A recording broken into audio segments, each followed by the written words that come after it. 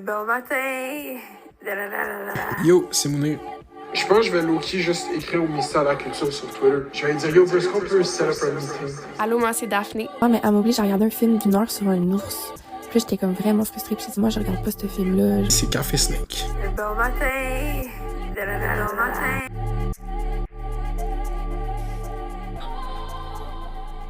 Parole, parole, parole. Allô, Mounir. Salut Daphné. C'est Tisane Snake aujourd'hui. Tisane Snake, Zen Snake. Merci de nous écouter. Oubliez pas de partager la podcast sur vos plateformes si vous nous aimez. Si vous nous aimez pas aussi, I guess. Là, je teste un nouveau format de segment parce qu'en fait, on fait ce qu'on veut, dans le fond, il n'y a pas de ligne éditoriale. C'est la rentrée aussi médiatique, mais c'est la rentrée politique. Donc, j'ai remis mes chaussures de political commentator, puis on va faire un survol du paysage politique québécois. On va parler un peu du fédéral, mais je trouve que, vu qu'on est dans un cycle électoral fédéral qui approche, on parle vraiment beaucoup du fédéral, mais on a quand même encore de la politique au Québec. C'est quand même intéressant de le couvrir. On va commencer avec la CAQ. La dégringolade de la CAQ se stabilise. Plusieurs électeurs qui sont partis au PQ ont l'air d'avoir fini leur départ. Donc, dans les sondages, c'est vraiment stable. Je pense que, honnêtement, si j'avais un guess à faire pour la CAQ, mettons il y avait des élections demain au Québec, moi je pensais encore la CAQ qui rentrait. OK. Mais c'est ça que les sondages disent? Non, les sondages donnent le PQ. Ils ont passé d'être un parti qui a eu 95 sièges aux dernières élections à être deuxième. Même des fois, les gens les mettaient troisième dans les intentions de vote dans les sondages au printemps dernier. Ça semble être stabilisé. J'ai écouté l'entrevue de 15 minutes de François Legault avec Mario Dumont au 99.5. Ça s'est passé quand, ça? Ça s'est passé au début de cette semaine, de la semaine qui vient de terminer, donc la dernière semaine d'août, I guess. François a passé un bel été. Il a joué au tennis, puis il a pris des marches avec sa femme. Fait qu'on est content pour François. Passé un bel été, joué au tennis avec mes gars, pris des marches avec mon épouse Isabelle. Donc, bel été. Il est revenu en force avec des mesures sur l'immigration. À la rentrée, c'était ça son gros stunt de la rentrée, comme on va faire des mesures sur l'immigration. Il suggère de geler l'immigration temporaire pour les travailleurs temporaires dans la région de Montréal, sauf dans le domaine de la construction, de la santé. Qu'est-ce qu'on parlait dans l'épisode où est-ce que je parlais de la War on Poverty aux États-Unis, dans l'espace de stunt publicitaire de politique? Ça, c'en est une, parce que le gouvernement du Québec a presque aucun contrôle sur l'immigration temporaire. C'est juste vraiment une démarche électoraliste pour ramener son électorat qui est parti au PQ. Fait que là, il va aller dans les médias, il va dire « Ah non, nous, on veut comme contrôler l'immigration. » Ouais, mais j'ai quand même l'impression que la majeure partie des immigrants temporaires travaillent justement dans le domaine de la santé, dans le domaine de l'agriculture. C'est ça, fait que la réduction en tant que telle qu'il va avoir dans l'immigration temporaire, elle va être négligeable. Encore une fois, c'est même pas le gouvernement du Québec qui contrôle l'immigration temporaire, c'est le gouvernement fédéral. Okay. Puis ça, cet argument-là, il joue dans le jeu de Paul Saint-Pierre Plamondon du Parti québécois, parce que l'argument contre ça, c'est la souveraineté du Québec, en fait. Fait que là, Paul Saint-Pierre Plamondon va tout le temps jouer pourquoi François Legault dit qu'il va rapatrier des pouvoirs en immigration, ça fait 2 élections, il fait jamais rien, puis tu sais, c'était ça vraiment la promesse de François Legault aux dernières élections, c'était « Donnez-moi un mandat fort, puis avec ça, je vais pouvoir rapatrier des pouvoirs à Ottawa. » Qu'est-ce qu'il y a eu de Ottawa? 2 rencontres avec Justin Trudeau, puis un nouveau comité. Ça change rien, il y a aucun changement constitutionnel. Ottawa continue à contrôler l'immigration temporaire, puis en fait, ça, c'est vraiment juste continuer dans la stratégie caquiste d'utiliser les espèces de sujets qui génèrent de l'engagement pour avoir de la popularité. Fait que dans le fond, les gens aiment pas les immigrants maintenant, mais on va retaper sur le clou. À la base, l'immigration temporaire, ça profite directement aux entreprises québécoises qui veulent avoir une main-d'œuvre à moindre coût. C'est une forme d'exploitation, tu sais. Il y a même un secrétariat aux Nations Unies qui a dit qu'il y avait littéralement de l'esclavage moderne au Canada avec les conditions de travail qu'il y a aux immigrants temporaires. Tu sais, pendant la Coupe du Monde, tout le monde appelait au boycott à cause de comment les travailleurs étaient traités pour construire les infrastructures de la Coupe du Monde, les saisies de passeports. La Coupe du Monde l'année passée. Au Qatar, ouais. Ouais, tout le monde appelait au boycott pis tout, mais dans le fond, est-ce que dans nos industries où il y a de l'immigration temporaire, est-ce que les gens sont bien traités? Comme il y a des recherches qui disent que non, il y en a... Mais non, zéro, parce qu'ils n'ont pas les protections légales requises. Puis souvent, des fois, ils arrivent avec un contrat de travail qui est uniquement valide pour une entreprise. Fait que si cette entreprise-là se révèle être une crosseuse, quelqu'un qui a aucun égard pour ses travailleurs, quelqu'un qui met en danger la sécurité des gens, ben ils n'ont pas de recours, ils peuvent rien faire parce que la seule raison pour laquelle ils sont au Canada, c'est pour travailler pour cette entreprise-là. Puis elle pourrait même, à la limite, retenir payent, tu sais, faire plein d'affaires dégueulasses, puis ils ont pas de recours légal. Je trouve que mettre l'immigration au centre des discussions sur comme la cohésion sociale du Québec, c'est comme importer le modèle européen, français, genre où est-ce que c'est juste ça qu'on va parler, où est-ce que peu importe comment ça va finir une discussion, on va parler d'immigration, ça aide visiblement pas la cohésion sociale. C'est une espèce de la pollulof, c'est comme non, on doit parler d'immigration parce qu'il y a trop d'immigrants. Non, c'est comme il y a plus de gens qui détestent les immigrants parce qu'on parle tout le temps d'immigration. Moi, je crois plus... Mais c'est qu'on leur fait porter tous les maux de la société, là. Tout ce qui arrive en ce moment de bad, la crise du logement, si ça, c'est la faute des immigrants. Mais c'est vraiment une stratégie super délétère, démagogue, comme dangereuse, violente même. Ben, on voit qu'est-ce qui se passe au Royaume-Uni, live, les manifestations, tu sais, comme la tension monte en Europe, puis nous, au Québec, hopefully, un jour, en fait, je sais pas, là, je vais tomber cynique, on a comme Québécois qui, comme, fait de l'argent sur ça depuis 20 ans, fait que je vois pas pourquoi ils arrêteraient. Ils font de l'argent sur la haine, puis la stigmatisation de ça, genre, c'est constant. Comment t'appellerais ça, le racisme lié à l'immigration? La xénophobie. La xénophobie, exact. C'est en plus, c'est de quoi de plus subtil, parce que tu sais, comme Sophie Durocher, là, je fais juste c'est pas dans mes notes, là, mais genre... Mais tu sais, c'est, mine de rien, tu reviens tranquillement vers le diaper discourse. Je sais pas si tu t'en rends compte. Ouais, je sais.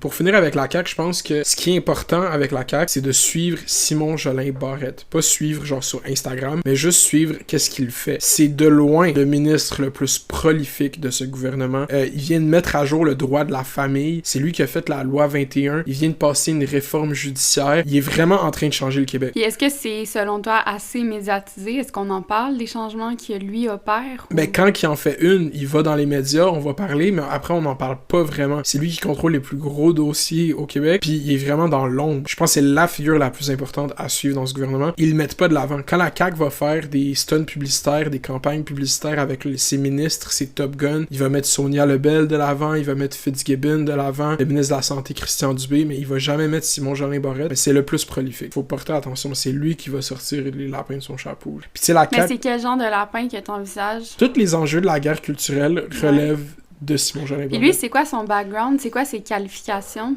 Je pense que c'est un avocat, il faudrait vérifier, mais c'est le ministre de la Justice, fait que j'imagine qu'il a œuvré dans le droit. Là. Passons au PQ. Ouais. Le Parti québécois qui est en tête dans les sondages. Mais c'est vraiment plus par opposition à la CAQ puis l'inexistence du Parti libéral. Les électeurs reviennent vers le PQ, puis je dis par opposition, mais c'est pas juste par opposition. Je pense que Paul Saint-Pierre Plamondon fait un bon travail de relations publiques. T'sais, on a littéralement vu des gens qui font comme « Ah, moi je l'aime, Paul Saint-Pierre Plamondon. » Il y a quelque chose d'attachant qui, pour l'avoir rencontré, il est smart, genre. C'est quelqu'un de socialement habile.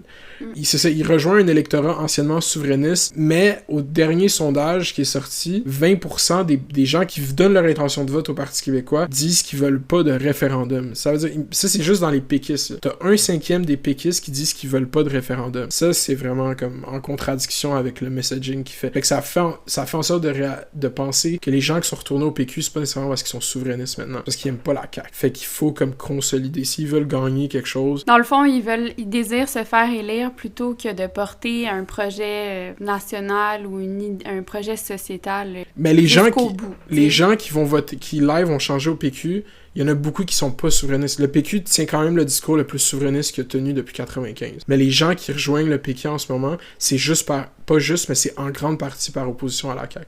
Hey, by the way, le souverainisme, ça semble être redevenu tendance sur TikTok. Ouais. Charlotte Kinji. Jean Chrétien, c'est un tabarnak qui a volé ma fleur de lys. On va vous mettre un extrait, mais comme... Ma fleur préférée, c'est la fleur de lys. La Saint-Valentin, je lui ai donné une fleur de lys. Des choses illégales, j'en fais pour la fleur de lys. Jean Chrétien, c'est un tabarnak qui a volé ma fleur de lys. Moi, je voyais ça, même aux élections de 2022, puis je le voyais sur Reddit aussi, l'espèce de meme culture autour de la souveraineté qui revenait en genre 2022-2023. Puis là, les gens commençaient à faire des edits sur la nostalgie de la souveraineté sur TikTok, 1 an et demi, 2 ans. Puis j'étais comme, il y a de quoi qui se passe avec les jeunes souverainistes. Puis moi, mon diagnostic de ça... C'est comme si on revenait 20 ans en arrière. Ouais, mais mon diagnostic de ça, c'est vraiment la COVID. Je pense que c'est la COVID qui a rendu les jeunes souverainistes. C'est pour ça, quand j'étais à RAD, j'ai dit c'est la PCU qui m'a rendu souverainiste. Okay. Parce que c'est le fait qu'on a vécu un événement historique. Ça nous fait croire qu'il peut y avoir d'autres événements historiques. Une espèce, finalement, d'événement fédérateur, parce que toute crise, si on vivait, par exemple, un ouragan, ben, on n'aurait pas le choix d'agir en tant que communauté. Exact. Donc là, peut-être qu'on a eu ce sentiment-là d'appartenir à quelque chose. Ça, ou justement de pas être content de qu'est-ce qu'on appartient. Puis je pense le fait que la souveraineté revienne aussi, c'est les séquelles de la campagne de 2016 de Trump, genre le protectionnisme mis à l'échelle planétaire. L'idée que à la fin de la journée, c'est juste chacun pour soi. Est-ce qu'on veut être avec le Canada? On veut juste être entre Québécois. Je pense que cette idée-là que Trump a amenée en 2016, c'était tellement à l'opposé de la politique américaine des 80 dernières années. Les politiques libérales, de libre-échange. De globalisme, ouais. de mondialisation. C'était tellement à l'encontre de ça que ça a un impact qui genre percole encore aujourd'hui, qu'il y a encore des gens qui sont... Je pense que c'est un point ça a semé tournant. des graines. Exact.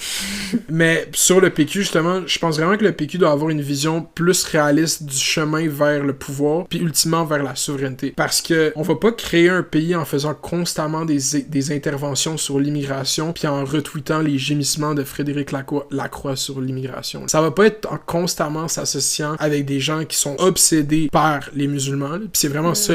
Ils sont dans une espèce de lecture que l'Occident est en train de se faire coloniser par les musulmans. Tu sais, mettons, si j'étais devant Mathieu Bocoté, je serais comme, est-ce que tu penses qu'on est encore dans les croisades? Puis s'il disait non, ça irait à l'encontre de tous les discours qu'il tient depuis longtemps. Il pense que qu'est-ce que l'islam fait en ce moment en Occident, ça s'inscrit dans une guerre qui date de 1000 ans. Il appelle ça le conflit des civilisations. Il n'y a jamais personne qui push back leur discours. Tu sais, comme Frédéric Lacroix qui se positionne comme démographe, qui est souvent à des conférences avec le Parti québécois. Il est sur Twitter, lui? Il est sur Twitter, okay. Mais c'est comme il est écrit dans le journal de Montréal. Mounir est un fan de Twitter. Ben, pour suivre la politique québécoise, il faut être sur Twitter. Encore, ouais.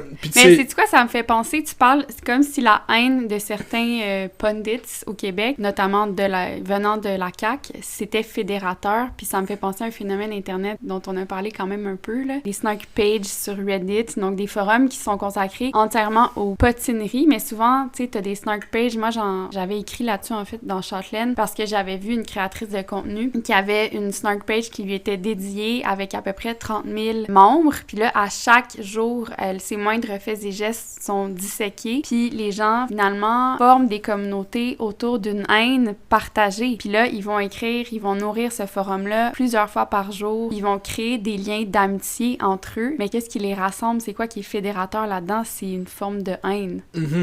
Mais ouais. Je ris, mais c'est pas drôle. Mais tu sais, on peut autant se rassembler sur les bases de choses qu'on aime ensemble que de choses qu'on n'aime pas ensemble. Moi, j'ai écrit, le projet souverainiste passe par l'ouverture et la culture. C'est la seule façon que c'est réalisable. Wow. Ça, c'est un statement politique. Il n'y a aucune façon. C'est correct qu'il y a eu beaucoup d'immigration, il y a beaucoup d'immigrants de deuxième génération. Aucun chemin vers la souveraineté qui passe pas par les gens qui sont issus de l'immigration. Il n'y en a aucun. Puis cet argument-là, c'est une espèce de... Ils vont dire, ben tu vois, t'admets qu'il y a le grand remplacement, qu'on se fait remplacer par les Arabes. C'est comme, non, c'est pas ça qui se passe. Puis je me retrouve à tout le temps devoir défendre cette position souverainiste que j'ai parce que c'est comme si je m'associais avec ces gens-là qui, du moindre faux pas que je fais, on me traite de terroriste sur Twitter. Ouais.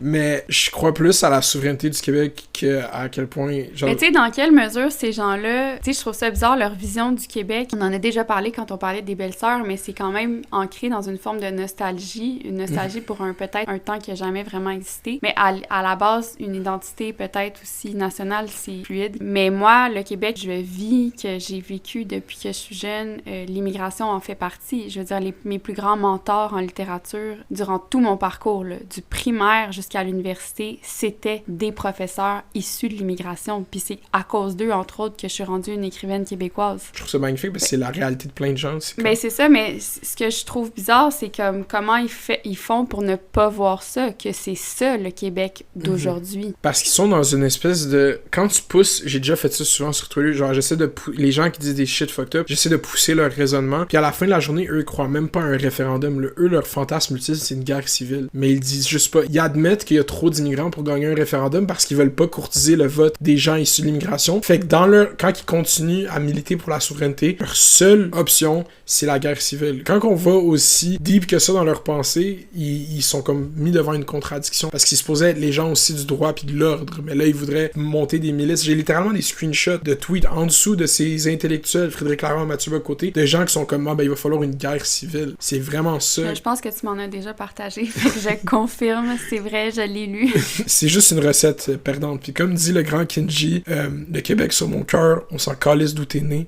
Yeah. Québec solidaire. Québec solidaire, c'est vraiment leur flop era. J'aime ça parce que c'est presque comme si tu faisais une analyse d'une stratégie marketing, tu sais, qui a pas fonctionné, puis ça tie-in avec le sujet que j'ai choisi pour aujourd'hui. Let's go, je suis dans. Comme la campagne de 2022 était vraiment pas bonne, puis ils l'ont admis eux-mêmes, je me demande vraiment quand le parti va vraiment remettre en question le leadership de Gabriel Nadeau-Dubois.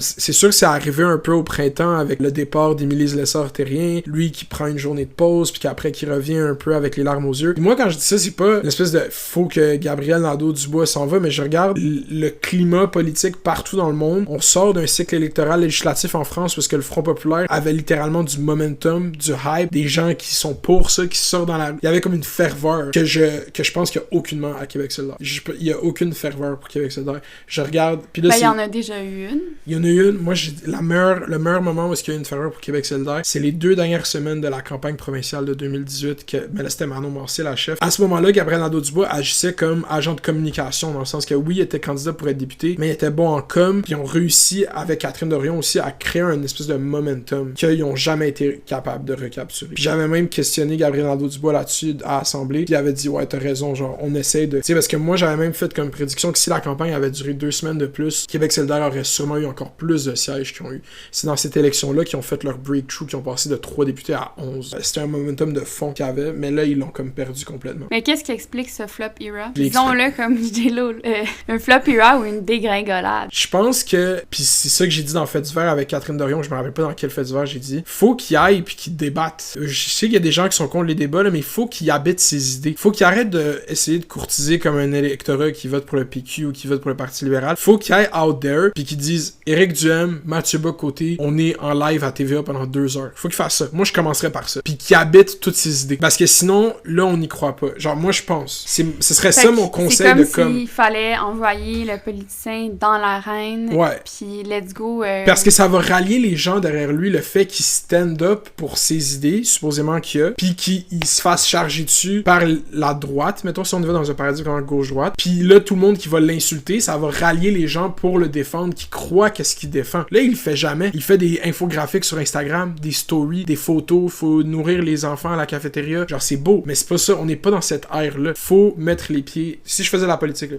faut mettre les pieds dans la guerre culturelle. Faut y aller à fond. C'est ça la façon. Moi, j'ai lu des commentaires qui allaient un peu dans le sens inverse, qui disaient que la culture war, la culture des débats télévisés, ça alimentait la rhétorique de droite, puis que c'était fait aussi un peu pour booster justement des phrases couteaux, des slogans, des choses qui étaient pas nécessairement dans la nuance, qui étaient pas nécessairement dans l'argumentation vraiment poussée, puis que cette espèce de contenu médiatique-là, si tu veux considérer le débat comme un contenu médiatique, c'était vraiment quelque chose qui épousait mieux les formes de la droite que de la gauche, puis que la gauche, au lieu d'aller justement débattre dans l'arène, devait trouver d'autres façons de se faire valoir. Je sais pas ce que j'en pense, je fais juste relayer. Ouais. Non, mais il y a plein de commentateurs de gauche qui sont comme « Ah, debate, c'est pas bon, blablabla. » Je pense que ça, c'est comme admettre la défaite. Moi, j'y crois que ça va prendre des orateurs qui sont bons, qui sont rapides, puis qui sont au tac, puis qui sont capables de sortir des zingers, sortir des shit memeable, du charisme, comme quelque chose, comme tu peux pas...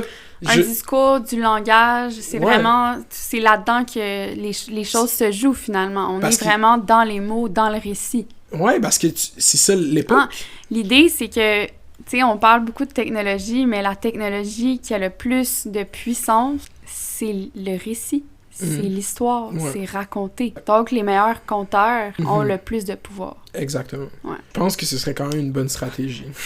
Qu'est-ce que t'allais dire? Je sais pas. N'importe quoi. Fait que c'est ça, Québec solidaire, c'est la dégringolade. J'ai enregistré une entrevue avec Ruba Gazal qui va sortir sur Patreon en septembre. Fait que éventuellement, je vais repluguer ça. Il y a énormément d'entrevues à apparaître bientôt. Ouais, c'est ça. Parce que là, après, on passe au Parti libéral. Oh! Là aussi, j'ai enregistré une entrevue avec Antoine Diane-Charest qui va sortir, fait que allez l'écouter éventuellement. Si Québec solidaire est dans son flop era, le Parti libéral du Québec est genre proche de la disparition era. C'est vraiment... Mais tel un phénix, il va peut-être renaître de ses cendres. Il va renaître de ses cendres. C'est ça ma take sur le Parti libéral. C'est que là, la course à la chefferie, là, ils l'ont placée stratégiquement, qu'elle va être faite en automne 2025. Ça veut dire que ça va être juste 1 an avant les élections. Ça va être bon que le chef qui va être mis là va avoir une espèce de fresh start, puis il va pas avoir beaucoup de temps pour que l'usure le prenne. Là. Puis tu sais, l'affaire avec le Parti libéral du Québec, c'est que c'est tellement un parti qui a anciennement été au pouvoir, c'est tellement une grosse institution qui a du financement depuis des années. Eux, comment qu'ils voient ça maintenant, c'est le parti qui a le plus de chances de remplacer François Legault en tant que tel. Le PQ, il part de plus loin que le Parti libéral. Le Parti libéral était au pouvoir pendant 4 ans, il y a pas si longtemps que ça. Philippe Couillard était premier ministre du Québec en 2018. Quand les gens veulent voter pour un gouvernement, ils veulent voter pour des gens qui ont comme déjà gouverné. Puis le PQ ont juste été au pouvoir pendant 18 mois, c'était Pauline Marois. Là. On remonte à longtemps, là. Ça fait longtemps que le PQ a eu un vrai mandat de gouvernance. Est-ce qu'il va être capable de trouver des candidats qui vont être capables d'être ministres? Non, mais le Parti libéral a bien plus de chances que oui. Parce qu'il y a des gens qui étaient ministres qui sont encore députés. Puis l'électeur fonctionne avec l'espèce de confiance. Fait que la campagne, en ce moment...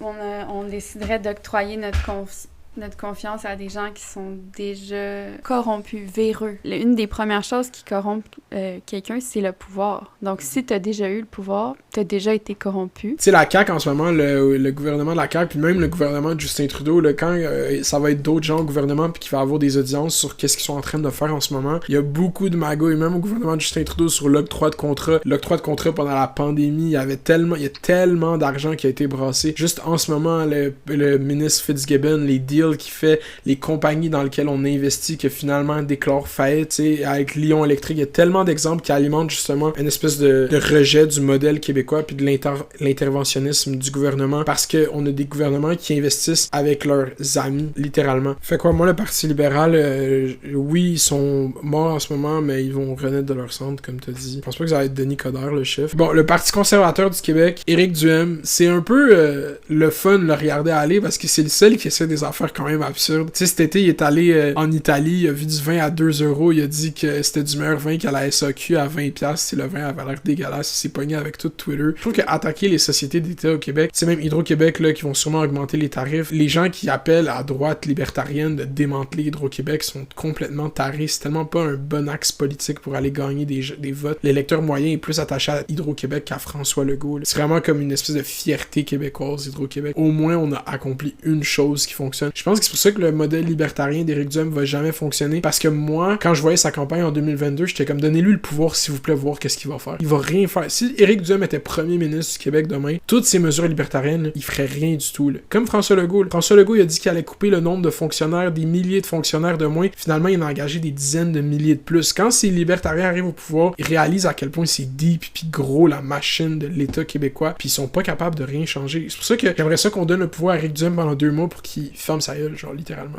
Comme... Moi, je veux pas lui donner de pouvoir.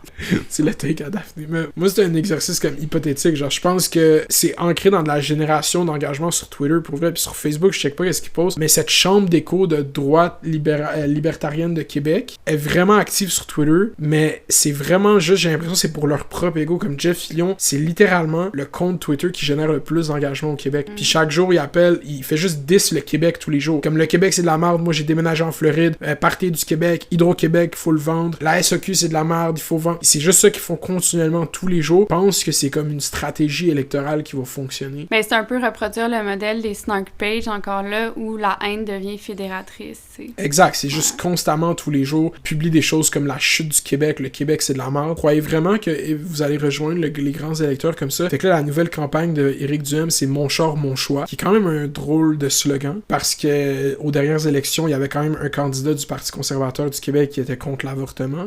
C'était pas la position du parti, mais c'était quand même drôle qu'il y ait un des candidats qui avait cette position-là. Donc, c'est un jeu de mots sur mon corps, mon choix, mon char, mon choix. Ouais, parce que dans la politique de transition écologique du gouvernement du Québec, à partir de 2035, la vente de véhicules à essence va être interdite. Ça va juste être des véhicules électriques. Puis lui, là, il milite contre ça. Il fait une pétition qui a déjà récolté plus de 20 000 signatures. Mais c'est vraiment ça, là, son cheval de bataille en ce moment. Puis ils produisent, tous ces candidats-là produisent du contenu médiatique vertical où est-ce qu'ils s'adressent à la caméra. On voit le Parti libéral commence à faire ça. Ils en ont fait une où est-ce qu'ils ont mis de l'avant littéralement Antoine-Diane Charest. Le Parti conservateur fait ça. Québec solidaire l'a fait beaucoup pendant les élections, mais là, il est en vacances. Puis le PQ le fait constamment. Puis le PQ fait beaucoup de publicité aussi à la télé, dans les médias, où est-ce qu'ils essaient de... Fait que les approches médiatiques des partis sont vraiment plus adaptées à la nouvelle réalité médiatique que, mettons, l'industrie culturelle québécoise.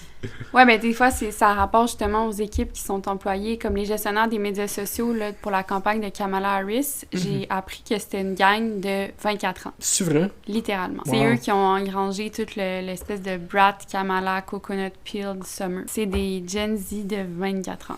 C'est fou, ça, pareil. Ouais. Puis là, pour faire un petit survol du fédéral, là, parce que c'est quand même un long segment, vous me direz qu'est-ce que vous avez pensé de ça. C'est vraiment la débandade au fédéral. Justin Trudeau est une des figures politiques les plus détestées que j'ai vues de mon vivant.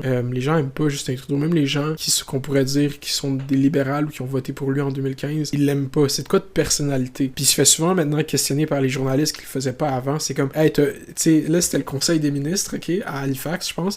Puis tous les journalistes lui demandaient, t'as vu Joe Biden qui s'est retiré puis il y a eu un essor d'enthousiasme pour le parti démocrate. Est-ce que ça t'inspire? Est-ce que ça... Littéralement, est-ce que ça t'inspire? Il lui pose ça, puis là, lui, il est comme, non, on va continuer de travailler à faire en sorte de donner des résultats au Canada, puis ça va être en continuant à travailler qu'on va travailler à continuer, puis il est tout le temps comme ça. Mais Justin Trudeau, il l'a pas... Je trouve ça tellement triste, parce qu'il y avait tellement... il l'a pas. Il l'a quand même eu dans mais un c'est sens ça, il avait tellement... C'est quand même le premier ministre depuis un petit bout, là. C'est la fatigue du pouvoir, mais je veux dire, c'est tellement triste d'avoir ça en live. On devrait avoir des limites de mandat. Tu sais, Obama, il est quand même parti. Oui, c'est un criminel de guerre, mais il y avait encore un aura, genre nice, si tu pouvais... On n'a pas de limite. On n'a pas de limite de mandat au Québec, wow. au Canada. Puis là, c'est ça que je voulais parler du fédéral, parce qu'il y a une élection partielle à Montréal, dans Verdun, qui va être en octobre, puis il y a un mouvement qui est quand même intéressant à garder un œil dessus, c'est le mouvement pour le plus long bulletin de vote. Dans le sens, c'est une critique du mode de scrutin actuel qu'on a. Fait que n'importe qui atteint le nombre de signatures requis peut se présenter, peu importe son adresse,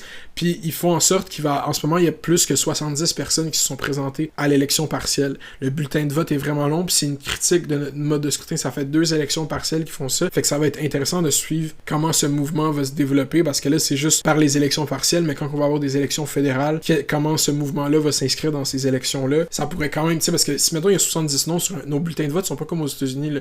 C'est quand même mélangeant, là. Voir tu trouves pour qui tu veux voter, ça va peut-être même nuire au résultat, ça va peut-être comme causer des... Mais là, je comprends pas ce mouvement-là, ça veut dire qu'il y a juste beaucoup de gens qui vont s'inscrire. Qui s'inscrivent pour être candidats à l'élection partielle. Pour troller, littéralement, comme démarche activiste. Contre le mode de scrutin qu'on a. Fait que là, il y a Pierre Poilievre qui appelle pour des élections. Pierre Poilievre, encore une fois, là, je vous le dis, là, quand on va arriver plus proche des élections, là, le fait qu'il a jamais eu aucune autre job dans sa vie que politicien, ça va être ça son plus gros downfall. Je pense pas qu'il l'a comme Trump. Je trouve que les gens qui font des analyses dans les médias, qui essayent moindrement de comparer Pierre Poilievre à Trump, c'est une mauvaise lecture. C'est pas un entrepreneur, c'est un politicien depuis qu'il a 19 ans. Quand il attaque, mettons, Jug Meeting sur sa pension, ben en fait, lui, il a sa pension, fait qu'on peut pas l'attaquer là-dessus. Pierre Poilievre va appeler pour des élections en octobre, comme je vous l'ai dit dans un épisode, ça va pas arriver, on va pas avoir d'élections en octobre, tant que Jug Meet a pas sa pension, pour vrai. Fait que ça, je pense que c'est vrai, mais je pense que l'attaquer pour ça, c'est hypocrite, parce qu'ils sont tous de même. Moi, c'est ce que je disais hier, là, c'est quand même une quick finesse, là, tu fais de la politique pendant 8 ans, t'as une pension pour toute la vie, là. Fait que c'était mon survol du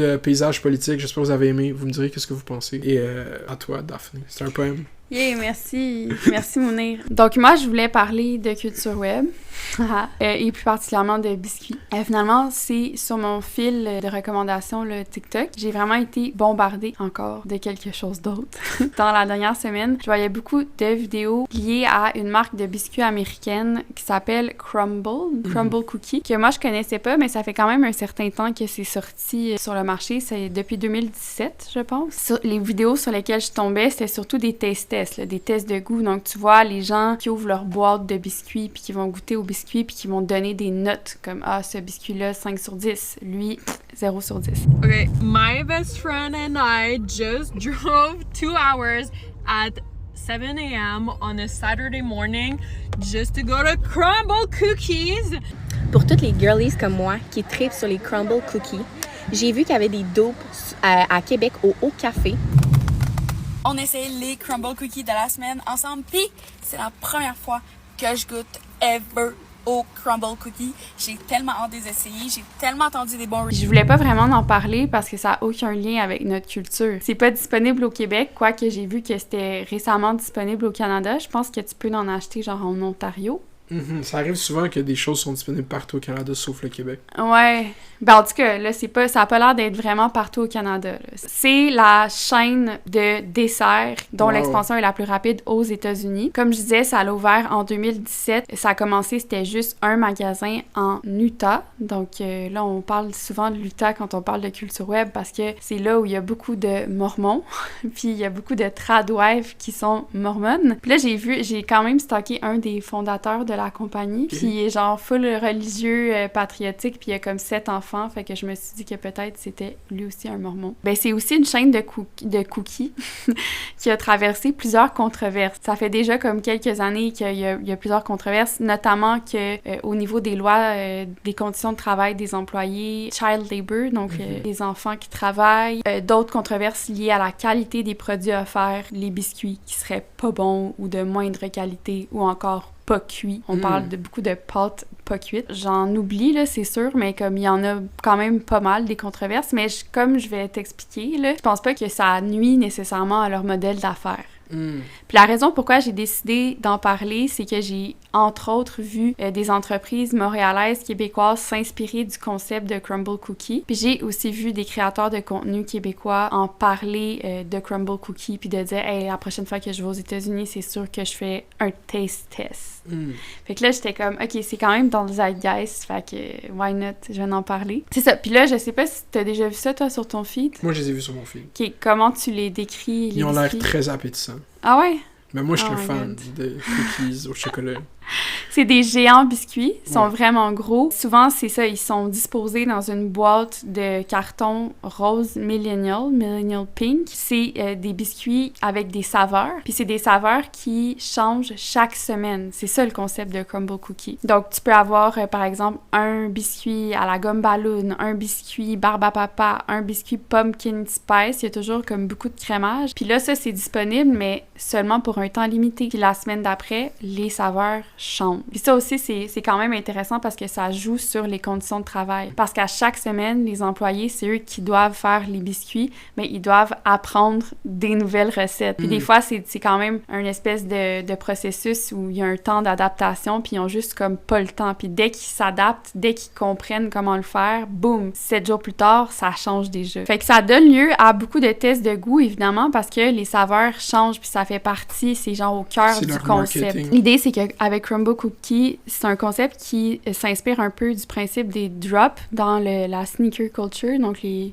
espadrilles. Fait que dans l'industrie des sneakers, tu sais, il y avait souvent des drops de souliers exclusifs, puis là, ça faisait en sorte que la valeur de ces souliers-là en revente, c'était une économie périphérique, les revendeurs de sneakers, les gens qui programmaient des bots pour les acheter à la sortie. Ouais. Puis ça stimule une demande, évidemment. Donc c'est ça s'inspire de l'industrie des sneakers. Puis l'entreprise, comme je disais, crée un espèce de cycle d'engouement autour de ces biscuits parce que c'est des éditions limitées à chaque semaine. Et là, évidemment, cette espèce de modèle-là va donner lieu à beaucoup de tests de goût dans la mesure où, c'est ça, les goûts vont varier. Ouais. On parle pas là, de dégustation lente. Ce que moi j'ai vu, puis c'est ça aussi que j'ai trouvé uncanny, des gens qui sont par exemple dans leur auto, qui ouvrent la boîte de Crumble Cookie, puis là il faut penser que c'est des fucking gros biscuits. Ils vont les goûter là, mais c'est genre ils prennent des de grosses bouchées là-dedans. Puis c'est vraiment, c'est comme une chorégraphie visuelle qui est comme répétée. Tu sais, ils ouvrent la boîte, ils prennent une bouchée, puis là, ils vont souvent casser le biscuit en deux, puis ils vont montrer à la caméra comme la coupe transversale du biscuit. Puis après ça, ils vont reprendre une grosse bouchée. Souvent, ils ont aussi un autre accessoire qui est un gros bol de lait avec des glaçons. Oh my God. Ouais, c'est juste très codifié. Ce que je trouvais fucké aussi, c'est que souvent, le montage fait en sorte qu'on voit jamais les gens vraiment avaler ou déglutir, ni même les mastiquer, les biscuits. C'est vraiment juste, tu les vois juste croquer dans les biscuits. Puis j'ai l'impression que c'est parce que ces biscuits-là sont potentiellement recrachés ou vomis. Ils sont pas ingérés. Fait que c'est vraiment une mise en scène de l'acte de manger, mais c'est une fiction encore, tu sais, j'aime ça parler de fiction. C'est une façon de manger dans laquelle il y a pas de digestion. Fait que finalement, tu nies un peu le corps. C'est comme si manger, ça ça avait pas rapport avec le corps, puis c'est juste lié à l'image, les bruits et la note sur 10 que tu vas donner par rapport à la saveur. Puis c'est sûr que moi, je suis pas une grande consommatrice de mukbang ou de vidéos comme ça où c'est comme si tu mangeais par procuration en regardant quelqu'un d'autre manger, mais à force de voir ces vidéos-là sur mon feed, je commençais à trouver ça un peu problématique, là. Pour vrai, j'ai l'impression que ça peut facilement tomber dans des espèces de patterns de troubles alimentaires. Parce que je sais pas, il faudrait que vraiment que les gens voient la photo de ce cookie-là. C'est immense, vraiment plein de crémage. C'est même moi, je pourrais pas en manger un au complet. Puis là, tu vois juste ces bouches qui mordent dans la chair du biscuit. Puis l'affaire, c'est que t'en as 5 biscuits puis tu veux les goûter les 5. Fait que tu vois juste comme la personne arracher des morceaux de biscuits à 5 biscuits. Puis pourquoi je voulais en parler, c'est que c'est un modèle d'entreprise qui s'inscrit vraiment dans l'économie du contenu, de la création de contenu, du content, de l'engagement, du post pour le post. Fait que sur les réseaux sociaux, le biscuit en tant que tel, ça devient un prétexte pour créer du contenu. Fait que c'est pour ça que je parle de l'idée d'une consommation qui n'inclut pas la digestion. C'est que tu vas acheter ton biscuit pour créer du contenu, pas pour le manger nécessairement. Parce que toutes les saveurs changent toutes les semaines. Ce biscuit-là finit par symboliser la promesse d'une forme aussi de pérennité. Parce que quand tu es dans le paradigme de la création de contenu, il suffit pas de faire une vidéo puis de la publier. Il faut qu'il y ait une constance dans ton niveau de production de contenu pour arriver à potentiellement influencer l'algorithme ou créer de l'engagement. Puis ça, c'est n'importe qui a déjà essayé, comme mettons, d'avoir plus d'abonnés sur TikTok le sait. Tu sais, moi, il y a eu une passe où je voulais vraiment me rendre à 1000 abonnés parce que je voulais faire des lives. Puis là, j'essayais par tous les moyens possibles de comprendre, tu sais, qu'est-ce qu'il fallait que je fasse. Puis souvent, le premier conseil, c'est comme, il faut que tu postes tous les jours, plusieurs fois par jour. Mettons que tu achètes la boîte de biscuits, tu fais ton review une semaine, ben tu sais pas, c'est comme un no-brainer. Tu sais que la semaine prochaine, il va y avoir d'autres biscuits, d'autres saveurs, puis tu vas pouvoir recommencer le même processus puis faire une autre vidéo. Mais ce que l'affaire, c'est que ça va être payant tant que les crumble cookies vont être à la mode, là, mais ça va... Non, pas nécessairement. Ce que je pense, c'est que acheter un biscuit ou un autre produit que tu vas finalement review, donc critiquer, c'est plus juste comme acheter un produit d'alimentation pour le manger, ou même si on le recrache, c'est pas du tout un produit d'alimentation, ça détourne finalement l'objet de sa fonction originelle. Ça devient un outil qui sert à la production de contenu. Le biscuit, c'est plus un biscuit, mais c'est la promesse d'un futur vidéo. Puis cette promesse-là représente elle-même une autre promesse, la promesse de l'engagement, et l'engagement est aussi la promesse de plus de followers, et plus de followers, c'est aussi la promesse de plus de pouvoir, plus de visibilité, plus de potentialité de faire de l'argent. Puis ça me fait penser à comment les réseaux sociaux finalement viennent bouleverser notre rapport au temps, et notamment au temps présent. Puis ça, c'est vraiment dans mes recherches que je faisais à la maîtrise quand j'utilisais les médias sociaux pour comprendre genre l'impact des médias sociaux sur la littérature. Mais c'est que en étant dans la capture du présent, tu sais, quand tu filmes une vidéo, t'es dans un rapport d'archivage qui t'archive le présent. Puis c'est comme si on n'était jamais vraiment plongé dans l'instant présent, mais que le présent, il est toujours vécu comme une archive. C'est quoi une archive? C'est un futur passé. On sait que le présent dans le futur, ça va être le passé. On est toujours dans... c'est ça, le présent, il est vécu comme une archive, puis l'archive, c'est le contenu. Puis tu dirais avec le live streaming, ce rapport-là, il est comment...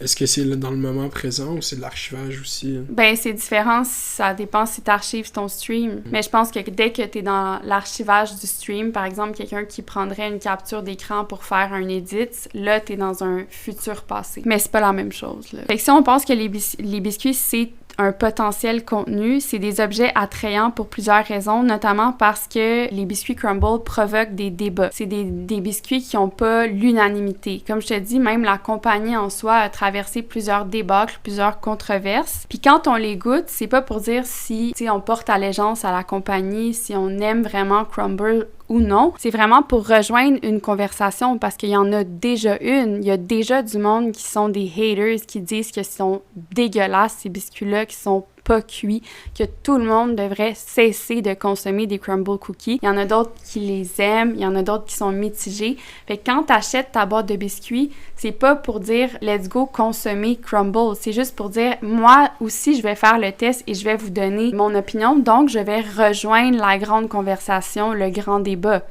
Souvent, tu vas goûter à un des biscuits, tu vas le trouver dégueulasse. Moi, c'est ce que j'ai vu dans les vidéos. Donc, ouais, il y a toujours un biscuit que tu trouves dégueulasse, puis il y en a toujours un que tu vas trouver excellent. Fait que c'est comme si, au final, t'avais un point de vue qui était complexe, qui était nuancé.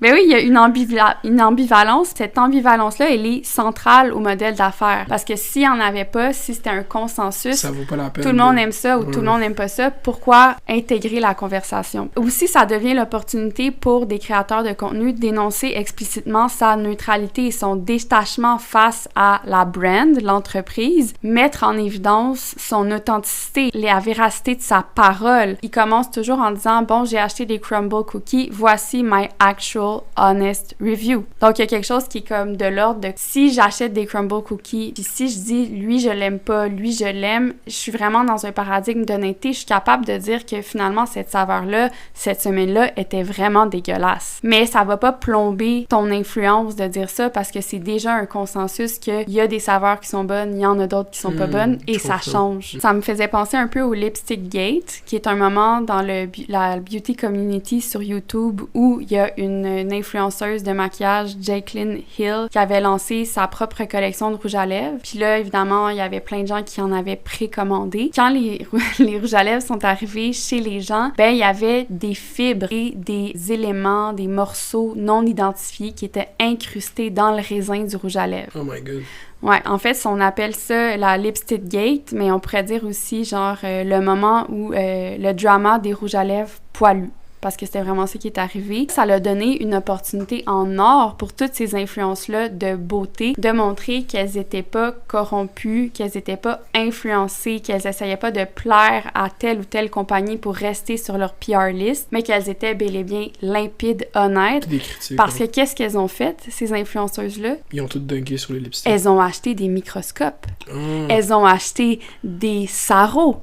Elles ont acheté des scalpels. Et elles ont commencé à disséquer le rouge à lèvres. Ils ont-tu commencé à faire ça avec toutes les rouges à lèvres? Toutes les rouges à lèvres. Wow. Puis à nous montrer en gros plan, en genre de 20 fois plus gros, le fucking rouge à lèvres puis les fucking fibres qu'il y avait dans le raisin. Puis ça, c'était comme la transparence totale. Regardez les efforts qu'on déploie pour en arriver jusque-là, pour en arriver à cette transparence-là. Puis ça, c'est important aussi parce que justement, l'espèce de produit, le contenu qui est lié au review, tu sais, genre, je vais te dire si ce produit-là, il est bon ou non, testons-le, que ça soit dans le maquillage ou dans les produits alimentaires. C'est toujours utilisé par le créateur ou la créatrice de contenu pour montrer que cette personne-là est là pour t'aider à faire des choix, mais elle est là de façon honnête. Elle va te donner son opinion elle a une crédibilité, honnêtement. Ouais. Exactement. Oui, c'est un biscuit, c'est un modèle d'affaires qui est parfaitement en harmonie, je trouve, avec les réseaux sociaux. Dans ce paradigme-là, on n'achète pas le biscuit pour le manger, mais vraiment pour le noter, pour lui donner une note sur 10, pour dire pour join the big party. Ouais, rendu là, c'est plus important de savoir si le biscuit il est bon ou il est mauvais. Puis ça l'aide évidemment la marque qui jouit d'une publicité complètement organique. Là, je pense qu'à ce jour, Crumble Cookie n'a jamais littéralement ou explicitement sponsorisé ou commandité, mettons, un créateur de contenu ou une influenceuse. C'est jamais arrivé. Okay, wow. Il y a vraiment une visibilité qui est là juste à travers ces tests de goût. Puis là, ce que je trouve intéressant aussi, c'est de dire que le fondateur, ou en tout cas un des fondateurs de cette compagnie-là, vient directement du milieu de la tech. Okay. Puis les deux fondateurs, ils n'ont aucun lien avec le milieu de la gastronomie, des pâtisseries ou des biscuits. Chacun, c'est Mr. McGowan ou Mr. Emsley. Ils n'avaient jamais cuit finalement peut-être des biscuits de leur vie, mais il y avait une espèce de connaissance finalement de la technologie. Puis du marketing. Exact. Vraiment une compagnie qui est très intégrée au niveau de la technologie. Par exemple, en 2018, Crumble a lancé une application pour téléphone mobile. Puis là, à travers cette application-là, tu peux commander directement tes biscuits. Voir c'est quoi les prochaines saveurs. Là. Ouais, est-ce que tu peux même faire des livraisons pick-up, curbside pick-up. Tu as un programme de loyauté où, à mesure que tu achètes des biscuits, tu ramasses des points, puis à un moment donné, tu as le droit à je sais pas quoi de gratuit. Puis comme je te dis, là, la stratégie marketing, c'est super efficace au niveau de TikTok, des réseaux sociaux, mais ils se font lentement cancel. Puis là, il y a vraiment, en tout cas, c'est pas la première fois, comme je te dis, mais il y a vraiment une dégringolade de Crumble Cookie aux États-Unis. Il y a déjà? il y a plein de succursales qui sont en train de fermer. Puis la raison centrale, c'est parce que, justement, ils ont des problèmes avec la façon qu'ils traitent leurs employés. C'est comme s'ils avaient vraiment misé sur le facteur technologique, mais qu'ils s'étaient crissés du facteur humain. Puis ça, à un moment donné, c'est pas négligeable. Au contraire. Puis là, c'est ça ce qui est intéressant, c'est que autant je tombais sur des vidéos de dégustation de biscuits que je tombais sur des vidéos d'employés ou d'ex-employés de Crumble Cookie qui parlaient de leurs conditions de travail. Oh my God. Ouais. Puis c'est comme, of course, si tu traites les gens comme de la merde, il faut que tu penses qu'ils ont aussi ce porte-voix-là qui s'appelle TikTok, qui s'appelle Instagram, puis ils vont en parler. Là, je voulais encore continuer dans de parler de biscuits, mais avec un angle différent. Puis je vais parler d'un compte TikTok qui s'appelle Be Better, qui est justement fait une critique incendiaire des Crumble Cookies. Il est connu notamment pour ça. C'est un gars qui fait beaucoup de vidéos sur le marketing. Des pop stars. Ouais, mais... Il commence tout le temps avec « J'ai une maîtrise en marketing ». Exactement. Hi, so I have a master's degree in business, and today I'm going to use it to analyze the marketing strategy of Kamala Harris's campaign. So I have a master's degree in business, and today I will use it to analyze this and that. Genre par exemple, Jennifer Lopez dégringolade. Mais moi, ça me fait rire le monde que chaque fois qu'ils font des vidéos, tu sais, comme Coco Moco aussi, là. Ouais. Hi, I'm Coco Moco, I'm an expert in marketing and predicting trends. Ok, c'est ça, je voulais en parler. Mais c'est c'est super intéressant. Mais Be Better, by the way, ce gars-là qui a un... Il est canadien, puis il a une entreprise de miel. Oh my God. Savais-tu? Be Better, ok, fait que... Toutes ces vidéos, c'est des analyses de marketing, mais le gars, c'est aussi... un entrepreneur qui vend du miel. Puis il a fait une vidéo incendiaire où il goûtait au Crumble Cookie, puis il était même pas capable de les finir, puis il crachait devant nous dans la boîte. Puis là, il y a eu le truc qui a fait boule de neige, c'est que dans ses commentaires, Crumble Cookie répond, ou je pense que c'est un des PDG de l'entreprise qui répond « Je suis sûre que c'est de la fiction, c'est une mise en scène, puis que en passant, je suis sûre que t'as fini de manger la boîte après la vidéo. » Puis là, il a refait une vidéo pour dire « C'est vraiment pas vrai, genre j'ai jamais mangé les biscuits, regardez. » Puis il a ouvert la boîte, puis tu voyais tous les biscuits étaient encore là, puis ils les avaient comme jetés aux poubelles. Ouais, c'est ça, fait qu'il y a lui, mais son contenu me fait beaucoup penser à Coco Moco aussi, qui est une personne que je suis son podcast, je m'étais abonnée à son infolettre, puis je l'ai connue sur TikTok, mais c'est ça, elle a dit la même chose, elle a dit... For those of you new here, hi, I'm Coco Moco. I work in media and I've made a career off of accurately predicting trends and rising stars. C'est ça son intro. Ça pour dire que ce que je viens de faire, là, analyser genre une stratégie marketing, ce genre de contenu-là, ça pullule. Il y a juste vraiment beaucoup de ça sur les réseaux sociaux. Puis souvent, les gens vont se présenter en disant leur credential. Comme par exemple, moi, j'ai étudié en ça. Moi, je travaille dans les médias. Un appel à l'autorité pour qu'on les écoute puis qu'on pense que ce qu'ils disent, c'est sérieux puis c'est vrai puis c'est ancré dans quelque chose de... des connaissances. De rigoureux. Ouais. Ben c'est ça, dans le fond, c'est du métadiscours encore là. Puis tu sais, je me dis Café Snake, c'est le discours sur le discours. Mais c'est des analyses de stratégie médiatique ou marketing. Puis ça devient un contenu, ça devient un objet de consommation en soi. Littéralement ce que je viens de faire avec Crumble Cookie. Fait que je m'inscris un peu dans le zeitgeist là, de TikTok en ce moment. Puis ça me faisait aussi penser à ce qu'on fait nous de façon naturelle maintenant.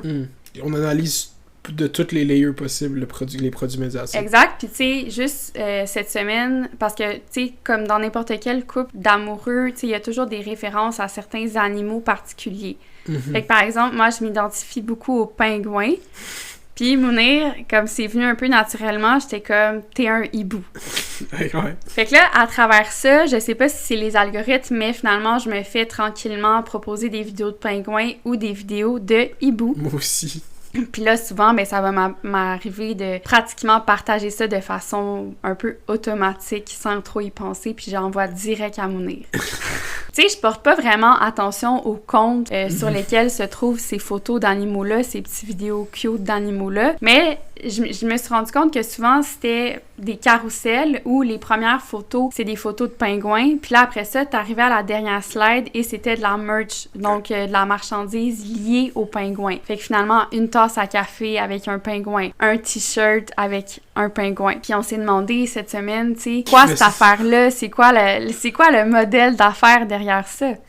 Mais parce que il y avait un compte de hibou que Daphné arrêtait pas de m'envoyer le même hibou, puis là, j'ai réalisé, ce gars-là, il vend rien, il fait juste le faire for for the love of the game, il a genre 600 000 abonnés, puis il fait juste poster des photos de son hibou. Mais après, peut-être, moi, je me suis dit, il veut vendre le compte. Tu sais, je pense qu'il y a un autre... Il y a ça, je pense qu'il y a vraiment... Ça, c'est vieux comme le monde, comme les réseaux sociaux. Tu sais, il y a toujours des personnalités animalières qui ressortent. Mais je pense que le contenu qu'on s'envoie fréquemment, c'est vraiment juste des agrégateurs de contenu, mettons, sur les pingouins. Puis là, ça va être boum, boum, boum, 3 slides de pingouins, puis boum! Un t-shirt. Un t-shirt. Puis là, on s'est dit, peut-être que c'est justement des gens qui sont conscients des dynamiques comme ça d'amoureux, où chaque amoureux se rattache à une figure animalière. Ils savent qu'on va s'envoyer ces vidéos-là cute, ces images-là cute, puis que finalement, peut-être qu'au bout d'un certain temps, on va avoir le goût de l'acheter, le chandail.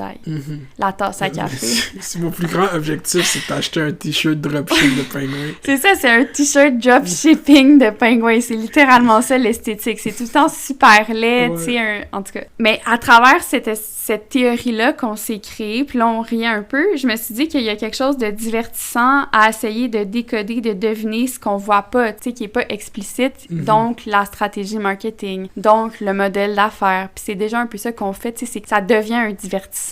Ouais. C'est ça, je trouvais que comme je reviens à l'épisode antérieur, là, où je parlais d'hyper-réalité, by the way, j'ai reçu le livre, mais j'ai pas commencé à lire, là, j'avais le goût de plus de poésie cette semaine. Tu sais, je disais qu'il y avait une forme de divertissement dans le fait d'essayer, je sais pas, de se laisser bercer par la confusion entre la fiction puis la réalité. J'ai noté, il y a un divertissement dans le fait d'essayer de démonter la fiction aussi. Puis c'est comme si on avait un objet de désir, puis qu'on essayait de comprendre, de rationaliser cet objet de désir-là. Là, j'entends par objet de désir comme objet de consommation, mettons, un cookie ou un t-shirt dropship de pingouin. Puis ça, on essaie de le penser en termes vraiment rationnels, mais ça l'enlève la magie. Mais même quand on écoute des téléréalités, on est vraiment dans l'espèce de comment ça a été produit, cette scène-là, elle a été faite comment, ces gens-là, est-ce que c'est scripté? Check, il y a 2 caméras, ça veut dire ils l'ont repris la scène, ils l'ont re-shooté. On est vraiment dans cette analyse-là de comme, comment ils ont... Je sais pas si c'est propre à nous ou si c'est quelque chose que les gens ont tendance à faire en ce moment, dans les temps modernes, mais bon, je me suis demandé ça, puis je me suis dit dans un paradigme où beaucoup, ou sinon tout est communication, discours médiatique, où est le sacré? Tu sais, le sacré pour moi, c'est l'inconnu, c'est la mort, c'est l'inexplicable. Où est le désir qui n'est pas lié à une stratégie marketing ou à une forme d'influence? Puis ça, c'est mes 2 questions, puis to be continued. Wow! C'est une bonne shit. Non, je suis dans... Sur ce, j'attends mon chandail de pingouin. Ouais, je suis là-dessus. Merci d'avoir écouté jusqu'ici. C'est Café Snake, Daphné aux analyses brillantes, puis moi... à l'analyse politique. Merci. La musique, c'est Azlo, A-Z-L-O. Faites attention à vous. Bisous.